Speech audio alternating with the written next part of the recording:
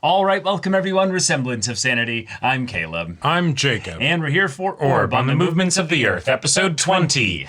Novak's on the case. He is. He's back. Yeah. He's like, what? You're telling me after all this time, It's still out there.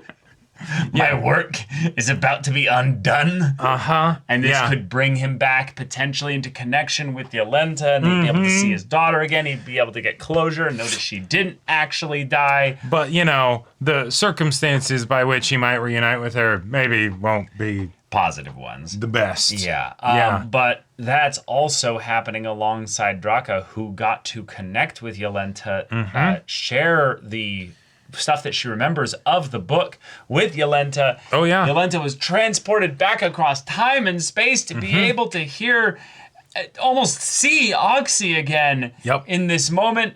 And then they have a very, just rich, just beautiful conversation until, okay, now that they've talked, Draka, do you want to use our printing press? Right. We'll just lend you it. We'll have to use it to make some copies of our own first, but then, all yours. What do you want to do with it? Yeah. Make a lot of money with that. You can make a lot of money with that. So, y'all, without further ado, let's get into this. Yes. Or do my part.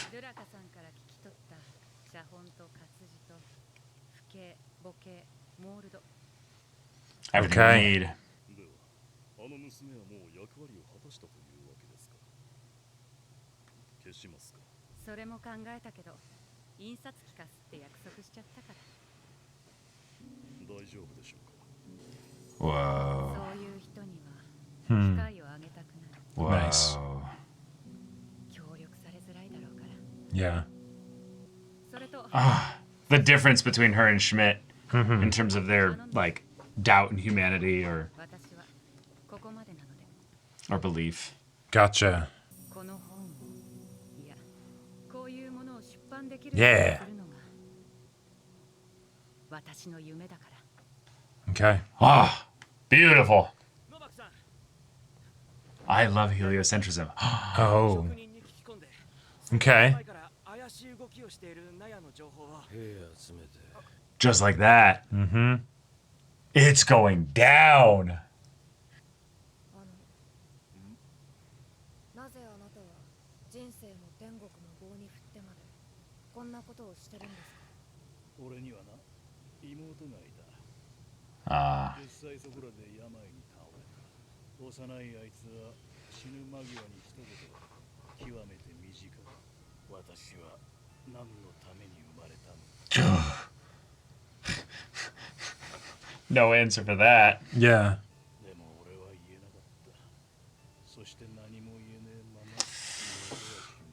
妹は死ぬ。 That's gonna haunt you. Yeah. 以来、胸を張って神のためって言えるようになるにはどうすりゃいいか考え続けた。少なくとも To be so clear on that is impressive. Sure. 誰もそれを主張しないなら俺がする。 Let's go. 宗教がなきゃきっと人はここまで強くなかった。 Whoa. Okay. What do you mean? 遠く離れたどこかにも同じ神を信じる人がいる。いろんな辻褄が合わなくなってきて、あちこちで時代がきしむ音がする。 Yeah. 俺らはきっと変革期に立ち会ってる。 That's life. Life is a period of transition. 死を忌避するんじゃなく。 Good. Good. Okay.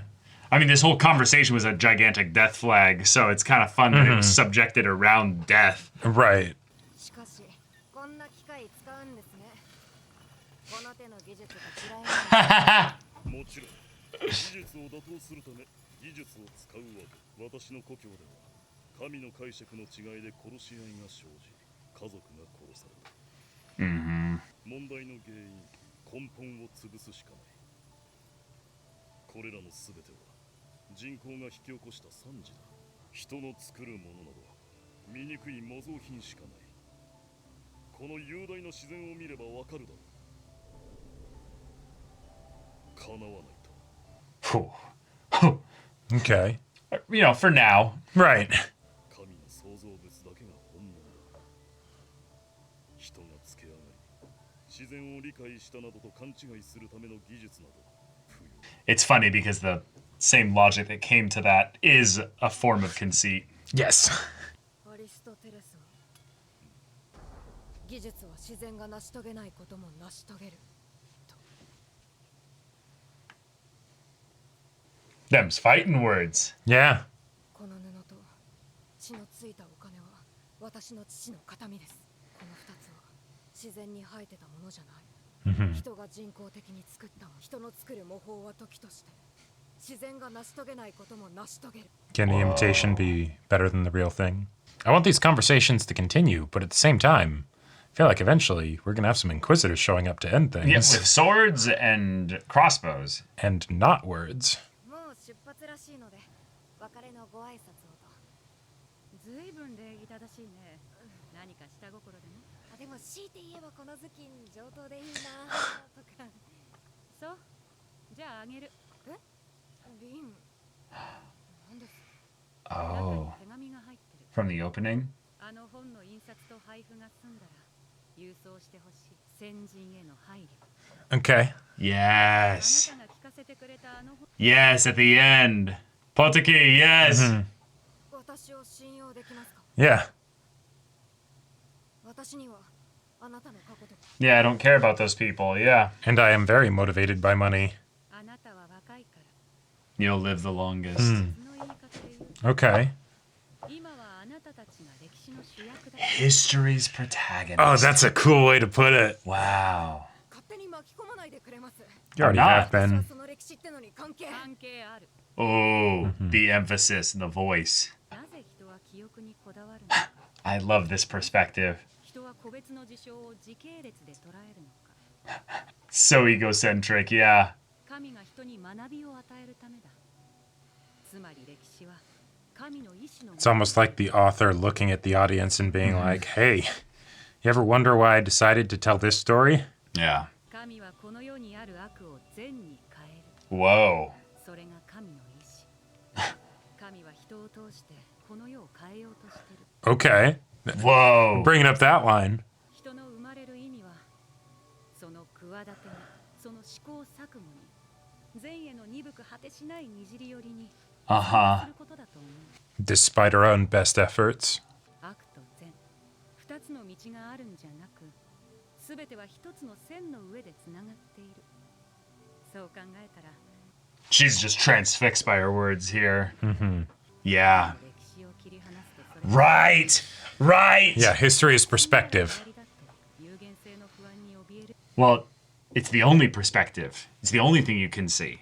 But if you don't turn to look at it intentionally. だから過去を無視すれば。 Right. Right. Yes. Oh my God. No, it's not abstract. Yeah, it's. And this is the ultimate refuting of the one dude being like, well, you're taking that verse out of context. 私は父と全く違う道を歩いて、 今父が何をし Oh. Well, you're about to find out. もう二度と会うことはないだろ Don't speak too soon. う。もし今の私が父と If you were. Yeah, yeah, theoretically. 考えただけでそれは人生最悪の瞬間で混乱して平静を失うと思う。 Show, this is a bit cruel, don't you think? 積み上げた歴史が私の動揺を鎮めて、臆病を打破して思考を駆動させて、 Wow. いざって時に引かせない。 Is Yolenta gonna kill Novak? なんであの本のためにそんな理屈こねてまで。私は地動説を愛してる。 Just. Yeah. Just. こっちに向かってる場所が2だ。騎士団だ。ではみんなは裏口から逃げてください。森を抜けたところに馬車を止めてあるから、うまくやればあなたたちは気づかれず逃げられる。彼らの狙いは組織長である私だから。 Yeah, just go now. 引きつけて。その後は。それはあなたの考えることじゃない。 Well, we barely have any history together. You're already Yeah. caring about it this much? Uh-huh. Wow. She made this decision long ago. Uh-huh. What? She's gonna blow it up. No way. That's gunpowder. Bro. Oh my gosh. And it is gonna be her dad, and they'll both die together. Oh my god. Ah! Holy shit. Oh! Yeah, you'll avenge her. Oh! Yeah, she's got the torch. The episode's still going. It's still going. Nice, and she won't even drop it. If they kill her, Yep. that'll be what causes it. Oh, this is... All right, I'm waiting to hear Novak be like, wait, but he might not recognize her from that far away.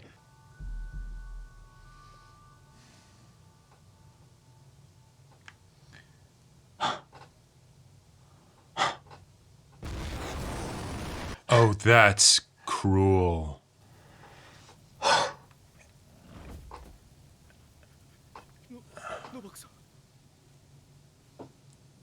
No way.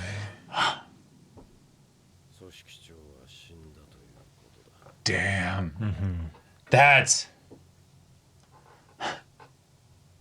They get to hold hands only after she's died. Holy shit. That's brutal. 苗の方から煙が。ヨレンタさん、攻撃されたんじゃ。いや自爆だ Go. 狙いは伊丹解放戦線のリーダー Which they've Yep. done. これでかま And now they'll be searching through the wreckage for... Yeah.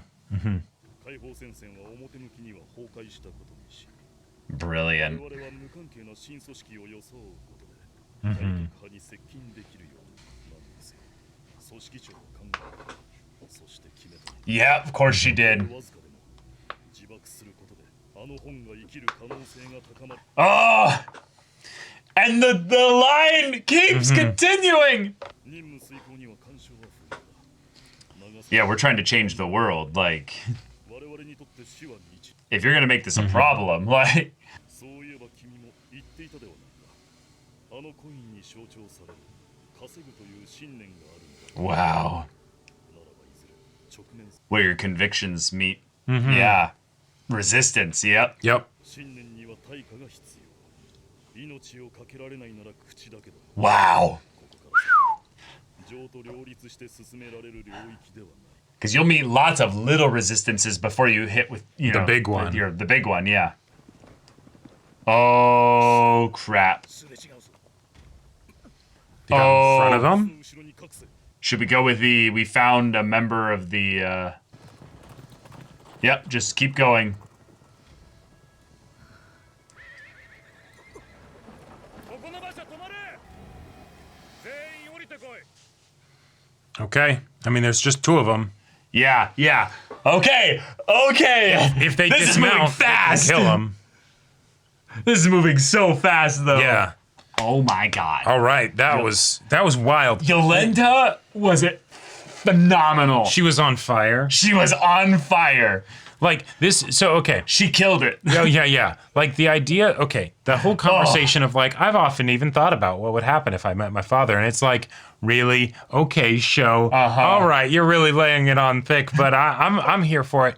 But the fact that that was actually to address the idea of that happening so that we can get into her head about it a little bit, but it's not going to happen. No. They're going to come this close and then... In fact, a piece of her came Right. this close to hitting him. Yeah, exactly. Like, and the idea that he even got a glimpse of her, but because he's so tortured and everything, and like he's probably been seeing her all over. Oh, yeah. You know, right? So just seeing her for a brief instant, it's just, oh yeah, she kind of reminded me of her. Yeah, you it know? was a Right? young, smart woman, probably with conviction. Yeah, exactly, right? Like, and oh hey, a young woman that then gets burned alive. Yeah, I wonder why that would maybe make Yeah, I him wonder think that why he it saw would his make him daughter, think you know, about that, right? yeah. Like, so fantastic. Like that was a ballsy decision, Cinema. but I love it. Oh, I love it. Yeah, having both conversations that Draka had with Yolenta and then with the other member of the Liberation Front being ones that were basically massive death flags being waved Oh, yeah. out here. Oh, yeah. I got kind of suckered into the beauty of the second conversation, the one with Yenta, whereas the first one was the most obvious death flag, and yet that's It's for the person that didn't die yet. That's the person that didn't die yet, exactly. Right, but it's the idea that if you're going to face your death and live a life of conviction, then do it now. Why would you wait until the point of death? Well, and why would you kid yourself about what your conviction means? Yeah. Right? Because like that's such a great way to put it, because that's basically what your conviction is, what you determine that your life is for, right? And so within that context, because you have no way of knowing what your life is for. That's such a dumb metaphysical question that and the idea children ask. And you don't need to just have one conviction. You can absolutely have convictions under the bigger umbrella of don't die. Or also just look at your history. How many convictions have you had thus far that brought you here? Yeah. Would you say that any of those were worthless because they are ones that you ended up inevitably abandoning? Or would you say that because of those convictions, you're here now? Right, it got you where you are, yeah. Yeah, why are we thinking so linearly with regards to things? Guys, and damn, so good. The idea to then use the God causes all things to work together for good, and using that in correlation to history. Right. That's wild. It's crazy. Because like it totally makes sense that like even if you have people that are directly working against the church, right? They were still raised in a time when the church was everything. So like so much of the way that people would think would be from within that lens or on that foundation, yeah, right? Absolutely. But yeah, the idea of like, we can hope that sometimes it turns, things turn into something a little bit better, right? We crawl forward enough and we end up making, we leave this world, that yes, Schmidt is absolutely beautiful. That little bit better than how we found it, It's so incredible because in a lot of ways, yes, like that's the story of humanity. Sure. Is that we've been making things better slowly but surely in different ways. And not in all ways. Not in all ways. But in quite a few ways. Yeah, if you zoom out, and look at the general pattern. If you get outside of yourself, that's what this episode and this show I just feel like has been doing so well.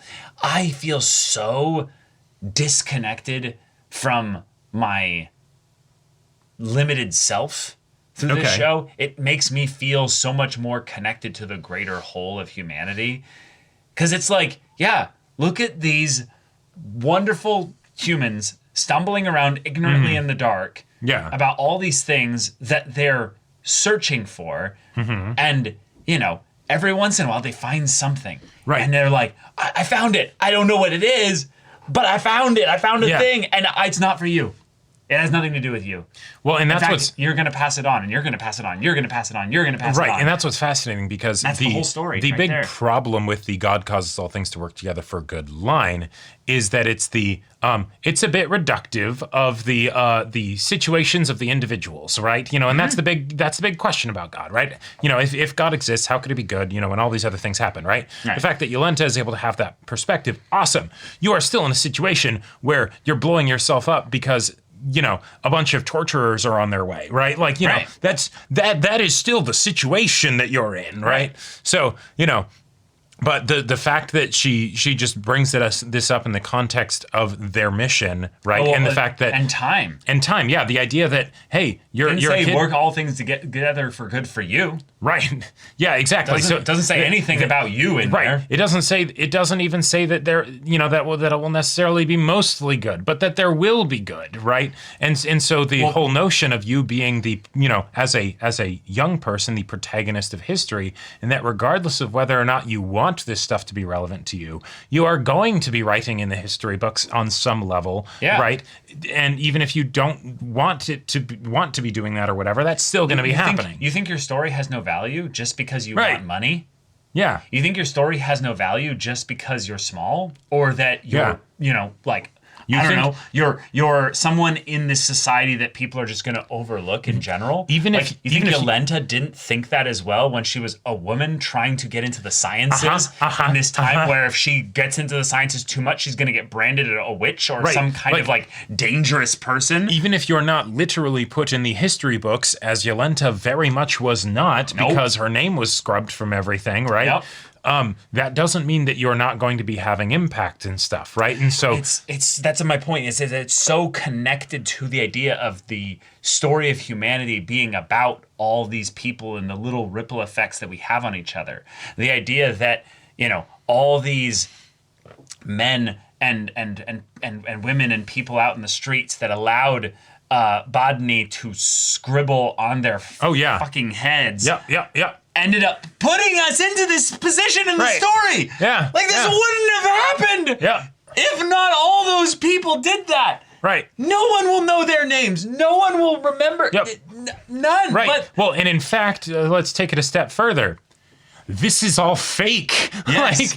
Well, you know, it's inspired by true history, right. Yes. But the idea, like, the people in this story and the you know, the lives that they are living in a very literal sense are not a part of history, right? And yet, because it's real to us, right? If it's able to have an impact on us, then it mattered, right?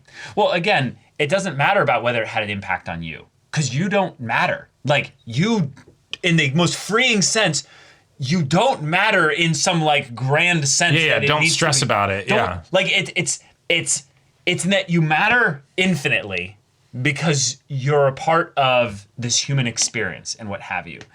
But it doesn't have to be about you. In that your life or your experiences or what have you don't have to have some grand shaping protagonist, right? You know, warping. The world will go on, right? Yeah. Just because you're carrying the torch for a little bit, whether or not you realize that that's what's happening. Yeah. You know, at some point it will come to an end, and that's normal. That happens for everybody. Right. You matter, but you're temporary. Exactly. Yes. You matter, but you're not everything. You know. Right. So you are not humanity. Exactly. And even your story isn't necessarily like one that. I don't know what I'm trying to get at and making any kind of distinction here. You get what I'm trying to say. Bringing it back to the whole, you know, God causes all things to work together for good. Yeah. The silver lining to it with the whole, but what about all the horrible shit that happens is but that's not everything, right? That's not exactly much comfort for the person who's being tortured by the Inquisitors, but, you know. Well, right, but it's also, who's qualitatively judging the amount of bad or good that something is? By how many people died?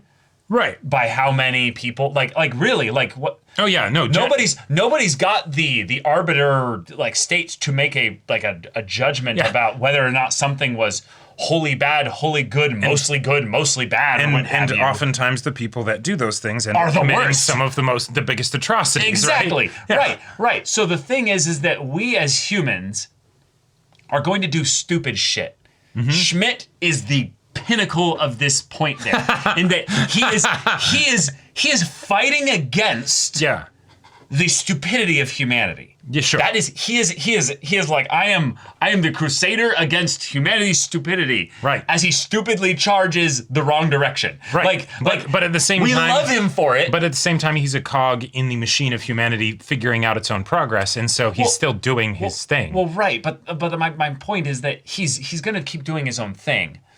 But the idea that you can be so confident and so full of conviction that you still end up doing things like the dumbest way possible. Sure. But you still have an effect. Well, yeah. The idea that it's not about the strength of your conviction, right? Actually, or it's more really just how many people were you connected to. Well, or your intelligence, right? To bring up the whole idea of Schmidt's, you know, way of doing things, of being like, you know, the height of, you know, stupidity in a lot of ways, right?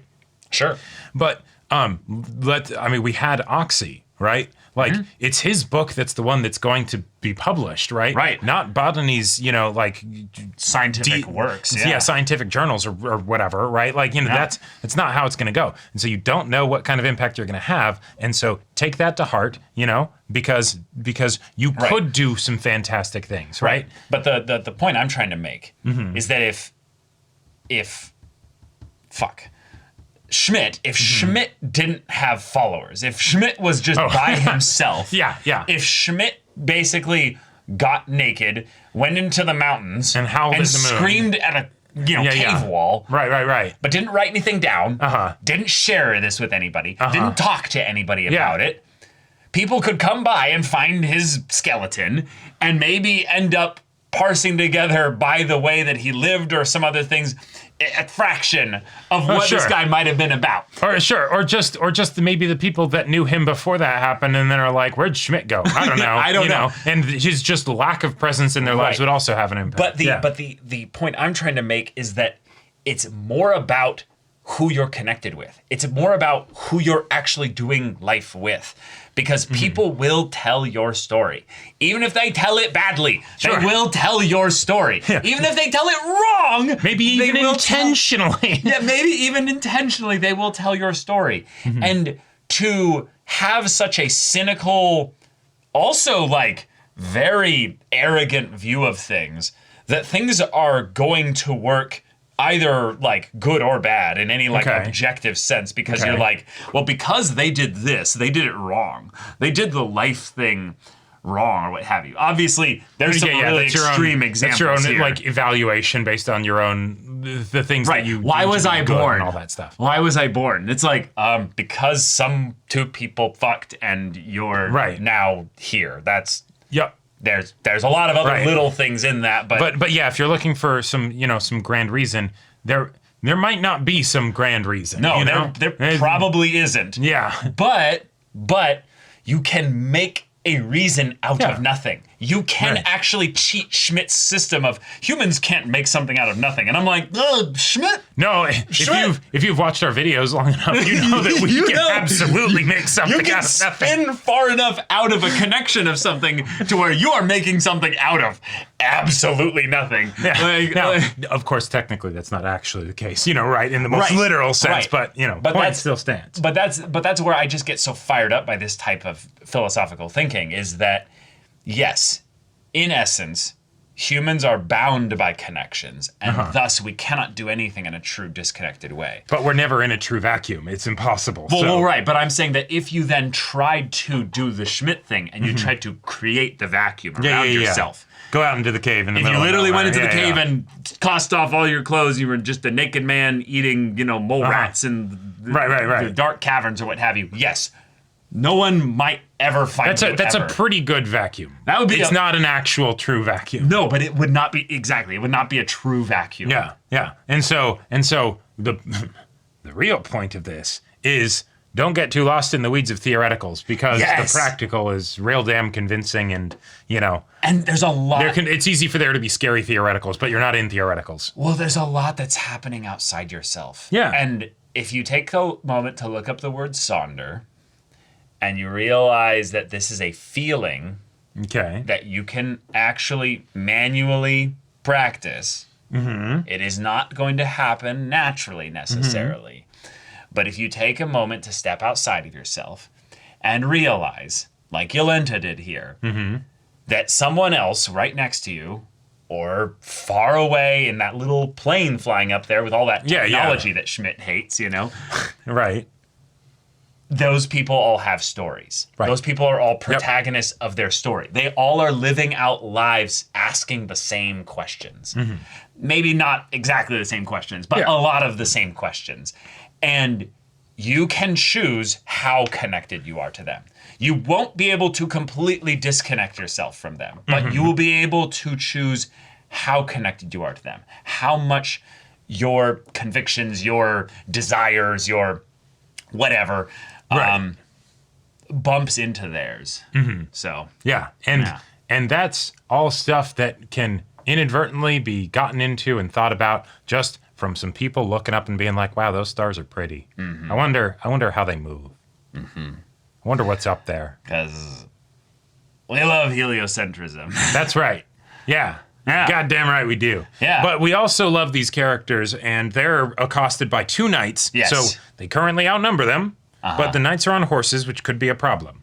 And they are probably reporting to people who would then know if they go missing. So, Yeah, if they try to fight without them being dismounted, one of them could run on the horse. Then you're in real trouble. Because you're in real trouble. Horses go faster than horses pulling cart. Yeah, so they'll have to do, in my opinion, the Star Wars thing, where it's like, we caught this heretic, and it's Draka, and she's like, oh god, no, I mean, yeah, fuck the church. Yeah, right. I've always wanted to say that. Yeah, exactly. Right, and then they're like, okay. Yeah, they're like, wait. This is just a child. Oh, you caught a heretic. We better continue on and report it to Novak. Right, yes. Luke, we're gonna have company. Never was much of one for conversation anyway. I would love to see the way that they spin this in such a way that they can continue on. It could also be really funny if they go oh, wait, you're a part of this whole thing here too? Like, oh, then you definitely want to make sure you report this to Novak. If you could make sure that we've signed off on this whole thing here, like I'll give you my info and everything we have here, and you can pass that along to him. Right. Yeah, hand it over to me really quick. Okay. Right, because you really just need to get close enough to be able to like slice the leg of the horse. You know, that's really basically the main thing that you need to be able to do is do that and for have both one of the other horses. ones like running around the side as they like pulled over, and then just Yeah. Right. Horse's ankles. I'm sorry, no horses were harmed in the making, but it's just a drawn horse. It's fine. It's fine. Yeah. It's fine. Yeah, but damn, what a compelling episode. What a chilling episode. And then what a fun way to set up the explosion of gunpowder that we knew was coming at some point because of the opening. Yeah. Oh, sure, yeah. The opening literally shows us it. But then the other thing of just, this is the kind of things that is happening in the world of technology here. Mm-hmm. And Yenta had completely planned out exactly not just how she would die, but specifically where it would help them publish the book more effectively by using the Reformation group. Because now they're a different group, you know? Because, the whole headquarters for this place was completely blown to bits. Yep. You know? Like, the Inquisitors won't even know what was left behind or taken or whatever because it's all gone. Right. They won't know if the type was still there in the wreckage, you know? Sure, yeah. That's why you have it be lead, low melting point. Right, very soft metal. Yeah. In fact, actually, you remember like lead, you could like grab with your fingers and you could just do this. Oh, yeah, like bend and it. slowly just start to dissolve and bend. Oh, yeah. Lead's interesting. Yeah, exactly. But all right, y'all. Thank you so much for watching this episode's reaction and discussion. If you want to see the next episode's reaction and discussion right now, though, go check out the link in the description below. For our Patreon, you got an early access there. You can watch full-length timer reactions there, and all of this comes with Discord access, so you can chat with us in the community there about this show, about anime in general. Also, be sure to check out our Twitch channel, see if any of that interests you. We'll see you there. But until then, we're Semblance of Sanity. I'm Caleb. I'm Jacob. And we'll see you all Next time.